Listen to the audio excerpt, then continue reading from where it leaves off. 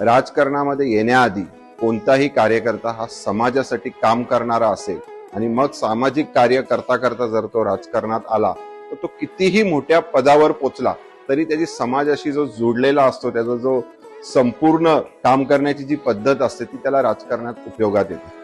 तसंच उदाहरण माझं सांगायचं झालं तर कॉलेज लाईफ मध्ये शिकत असताना माझ्या पूर्ण म्हणजे कॉलेज सुटल्यानंतरचा जो वेळ असायचा, मी इथे यायचो आणि महापालिकेतल्या शाळेमध्ये मुलांना मोफतमध्ये इंग्लिश आणि कॉम्प्युटर हे मी शिकवत होतो.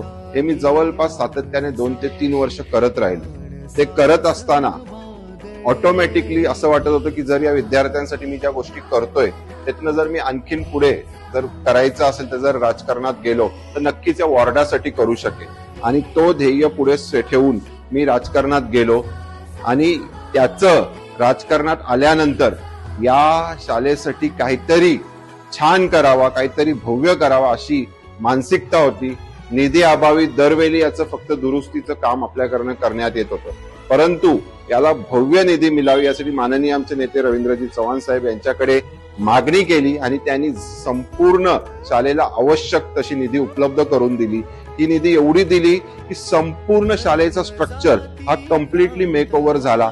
यातले क्लासरूम असतील, यातली लॉबी असेल, यातला प्रत्येक भाग म्हणजे खिडक्यांपासून पूर्ण गॅलरी पासून पूर्ण चेंजेस. म्हणजे आज जरी आपण शाळा बघितली तर एखाद्या पूर्ण अशी कॉन्व्हेंट स्कूल किंवा इंग्लिश मीडियम एखादी प्रायव्हेट स्कूल असेल त्याला लाजवेल अशी सुंदर आणि भव्य शाळा आपल्या आयरे गावामध्ये झालेली आहे आणि त्याचं विद्यार्थ्यांना फायदा होत आहे.